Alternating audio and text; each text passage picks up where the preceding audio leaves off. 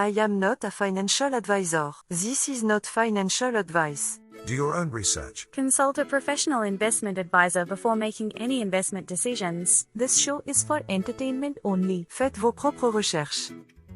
Here we are in another episode of the Simple Success Podcast. And this is financial life coaching from a happiness perspective.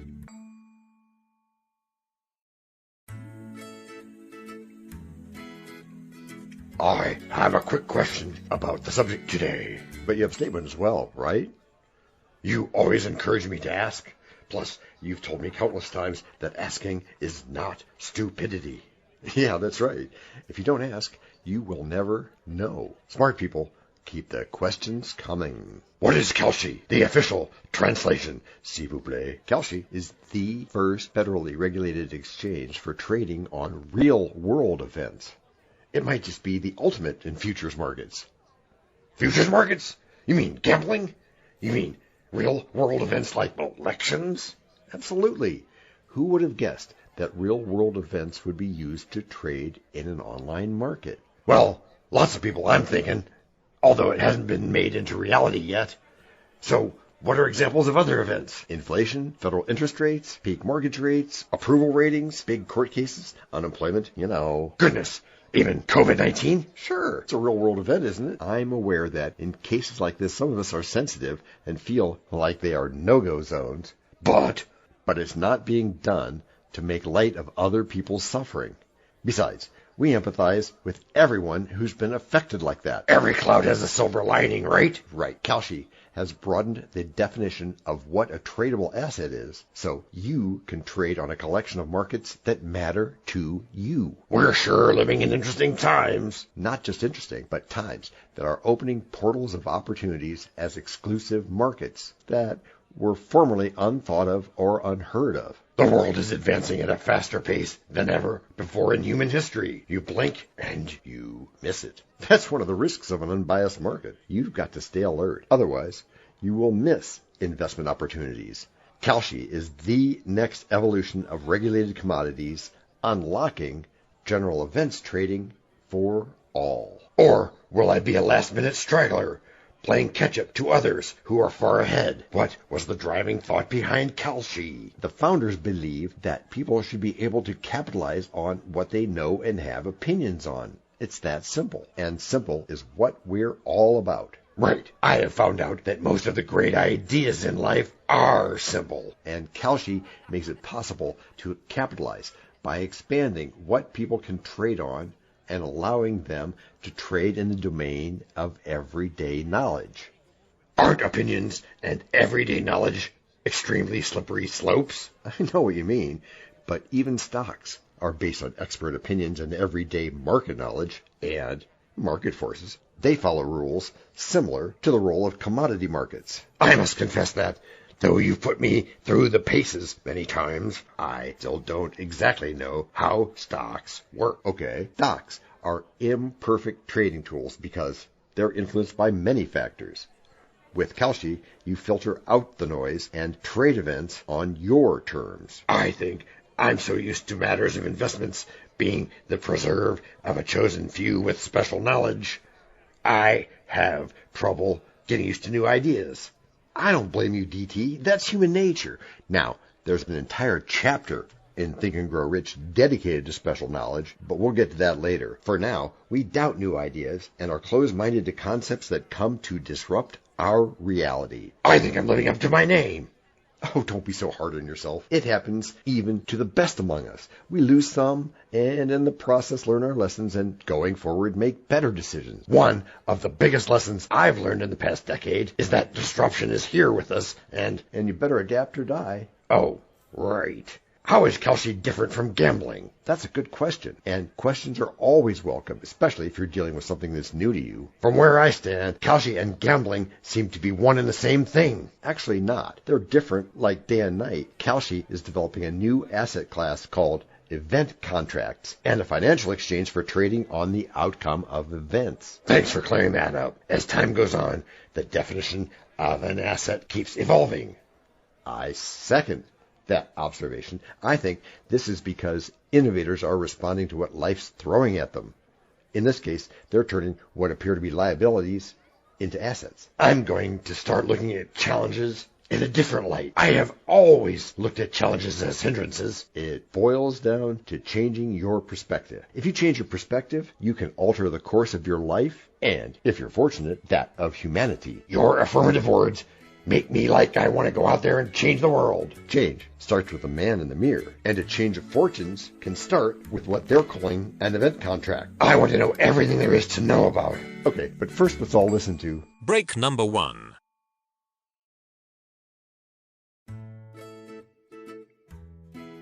Hello, everyone. This is John with the Simple Success Podcast, financial life coaching from a happiness perspective. Because we know you want to show us some serious love in return for the tremendous benefits you get from us, please subscribe to us in your favorite podcast player. You can find us on both the App Store and the Play Store because our message is for everyone. Leave a rating for us, or even better, tell a friend. Whichever you choose, thank you so much for helping us do this for you. To leave us a written message, which just might lead to more in a future podcast, go to those same written show notes to find our subreddits. There is also our Facebook group page, Twitter, and other ways which we'll tell you about from time to time. You can also find an Easter egg every so often, so listen closely. Thank you again, and keep those constructive ideas coming.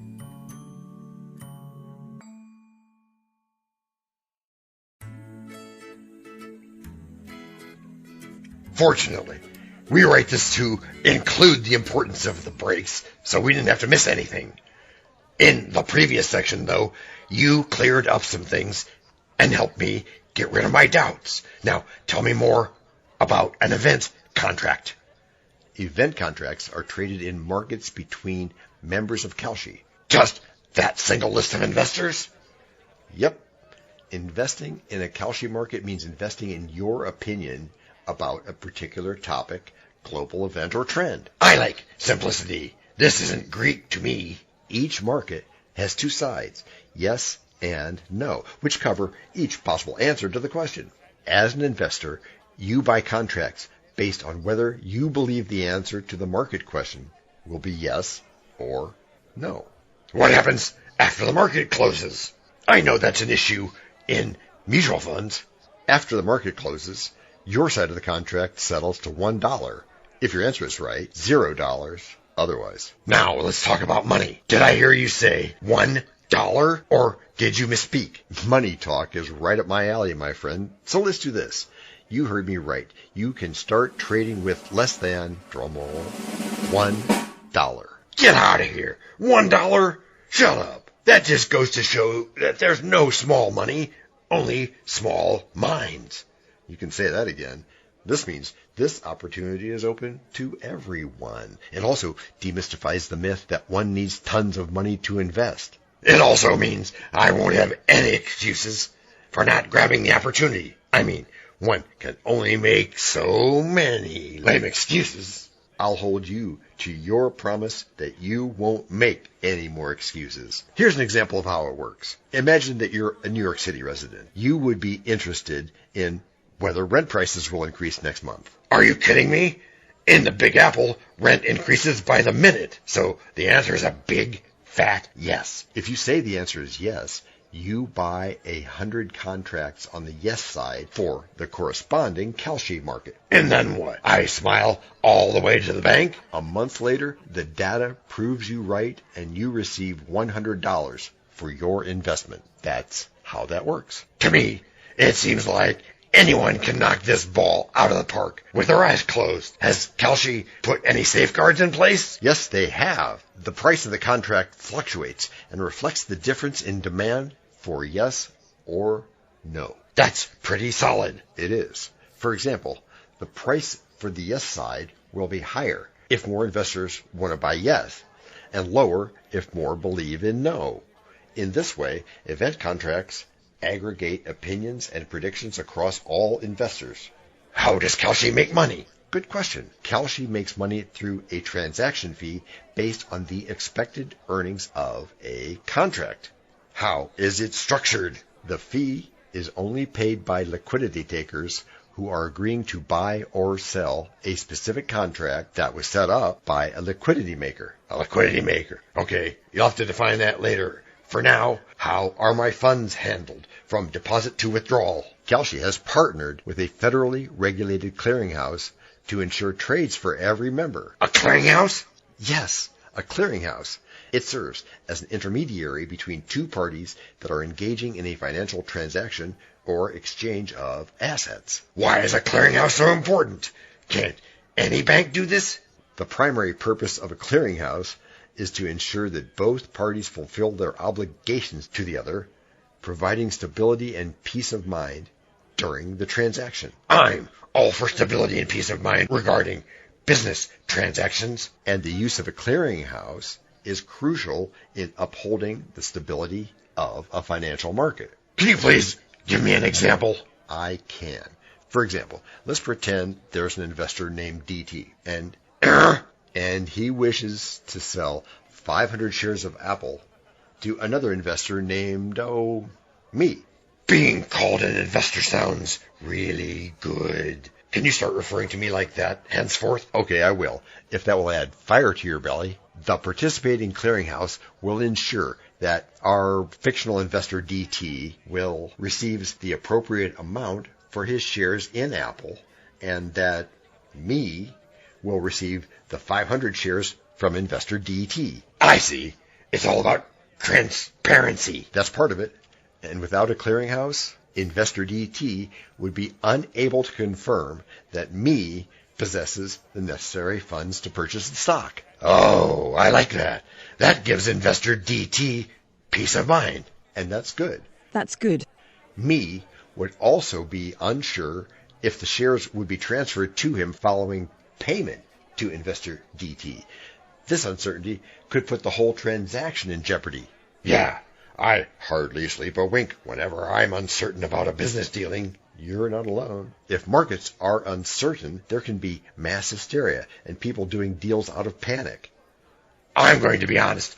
This is the first time I'm learning about Kalshi. Am I the one who's late to the party? Or what? Well, while you were away visiting your friends the Flintstones... I get it. You're politely telling me that I've been living under a rock. Living under a rock? No, not at all. Everyone needs a lot of exposure to things, and you're such a good sport. I wouldn't ask for another sidekick. You have to keep your ears to the ground. Otherwise, you'll miss great investment opportunities. Living under a rock can also mean closing oneself from the world. There are people who do that, consciously or not. And that's the importance of networking, especially in investing. Someone in your circle may know something you don't know about, and they'll give you a heads up. That's part of what a real mastermind is about. I know the power of networking. One of my friends keeps saying that a network is someone's net worth. That's such an apt statement. At times, it takes one's network to get one's foot in the door, whereas without that network, it would have taken ages. Tell me more. I'll do just that, But first, break number 2. We know a lot about you already because we know ourselves. For example, we know that you know how to listen to our podcast. We also know that you probably know how to subscribe. So as soon as you're done with that, tell us your story. We have ways you can contact us. It involves a special link where you can leave us a message. We may have an email address for you as well in the future, and we'll let you know if that happens. The reason for subscribing? I thought you'd never ask. When you subscribe, you automatically download all future episodes of that podcast. It just happens in your player without you having to go search again. How cool is that? This means better rankings for the podcast, more attention from advertisers, and more money. And this means more and better stuff for you. So your motivation is simple and easy. Subscribe today, whatever app and from whatever place you like. And don't just try to subscribe. There is no try. There is only do. We're changing the way we look at things, and remember, that's good. Eso es buenísimo. Also remember, this is financial life coaching from a happiness perspective. Coaching happiness. Our call to action is right in the show notes. Find it, and you win too.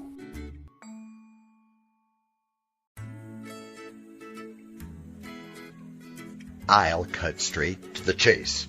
What is today's simple solution. And be sure to tie every lesson to investing. I know the drill. I have learned that in investing, however bleak things might be, I should always look for a silver lining. That's good. It's not always doom and gloom. It's Winston Churchill who said we shouldn't waste a good crisis, right? Yeah, in the past, whenever my investment flopped, I would feel like it was the end of the world. But such events can be transitioned for newer and better prospects for an investment. You take the cards that life has dealt you and you play again. I have also learned that I should not be afraid to embrace new investment concepts. And that's also good. We're living in a time when people are coming up with new investment ideas almost on a daily basis. We dealt with fear in an earlier episode, and I know you're more courageous to seize opportunities now. You're talking about courage? Wow, I'm courage personified. I'm glad to hear that, TD. But, of course, you need to do your due diligence before you do any investment. As is said, look before you leap. The golden rule is, don't just reject investing opportunities outright. Do you have an example of someone who rejected an investment opportunity? I do. Shaquille O'Neal, the retired basketball player, he recently said that he was offered an opportunity to partner at Starbucks early on, but he turned it down. Why? That seems like an open and shut case. Yes, because then is now, and that's what it seems like after the fact, or to someone who has all the facts in advance. Shaq said he rejected it because he thought that from where he came, folks didn't drink coffee. Magic Johnson seized the opportunity, and Shaq still regrets not doing that. That's a bummer. I'd regret it too. Et toi? I have learned that one can grow wealth $1 at a time. And to add on what you've said, every dollar counts. Yes, and don't despise that one humble dollar. It can be the start to hundreds of thousands more. Fortunately, I've been taught to respect every red cent. I live with that maxim. If it's legal tender, I respect it, regardless of its size. Some people have learned the hard way about financial literacy. And sometimes the hard way is through a massive loss, right? Sometimes, but it's all experience. It's called the School of Hard Knocks. If I can avoid it, that's one school I wouldn't want to attend. What else you got? The other lesson I've learned is that in investing, one should be prepared for any outcome. In business, the only straight lines are the ones found in a balance sheet. That's both smart and deep. I will borrow that quote and drop it at one of my speaking engagements. And you're right. A business often has twists and turns like that. What happens if I only expect the best in an investment? That's akin to setting yourself up for disappointment and catastrophic failure. You've got to be prepared to take the heat. If you're not so prepared, get out of the kitchen. It's as simple as that? Positive. Like with all simple solutions, it's as simple as that. That's the nature of doing business. If you keep it real, it will prevent people from having unrealistic expectations. It's not always a walk in the park, but it's a walk that is still worth it. I hope everyone is taking as many notes as me. Yeah. Thank you, Mr. Me. Do you have more for us? Certainly. In investing, if and when circumstances demand, you should be ready to adapt. Otherwise, your investment might become extinct. I am being shown how to adapt each day. Adapting has become a facet of everyday life. Investing has drastically changed from what it used to be back in the old days. If you are still relying on the old model, you're in for a shock. But there are still some things we can learn from the old models, right? Yeah, you're right. In investing, we learn from anything and everything. That's good. You can't keep flogging a dead horse. What do I do with it? You skin it and you sell the hide. I mean, do something with it that will drive your investment forward. Anything else you want to share? One last thing. In investing, you should know that there are other people who might have better ideas. Even if you're a genius, you can always learn something new from others. That's what Kalshi's taught us. I have learned some valuable lessons from the least likely of people. That's why I never look down upon anyone. And that is what smart people do, because they know that iron sharpens iron. If you think you're Iron Man and you don't need sharpening, sooner or later you'll be blunt and rusty. But in this podcast, we practice and repeat and we sharpen each other. Which is how you've all gotten good. Gracias por escuchar. Salut. À la prochaine.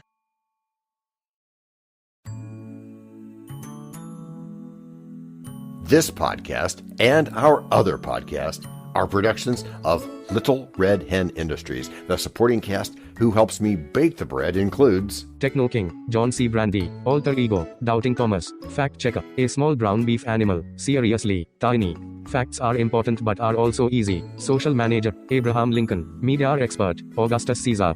Psychologist, William James. Sound Designer, Adobe's Creative Suite. Spanish Consultant, Cameron J.K. Brandy.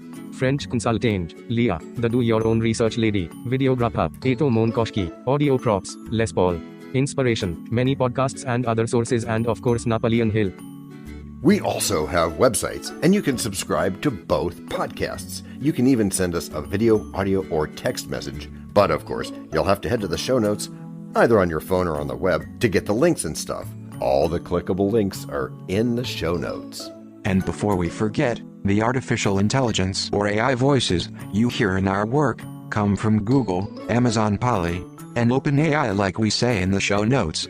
We just love what AI can do when lovingly crafted. Finally, you can find us on Podmatch.com, Matchmaker.fm, Podbooker and Podcast Guests, where we consider guests and consider guesting on other people's shows. And really finally, the music for our pods comes from Cute by Ben Sound and from Piano Background by Nick Simon Adams, as well as from AI MuseNet. The sound effect credits go to Jackson Academy Ashmore, Kanusi G, Dr. Jekyll, Joe Payne, Everything Sounds, MK Play More Stories, ERH, Sand Emotions, Big Pickle 51, and Just Kidding. Yes, that's his or her name. All on freesound.org. Also, languages are the bomb.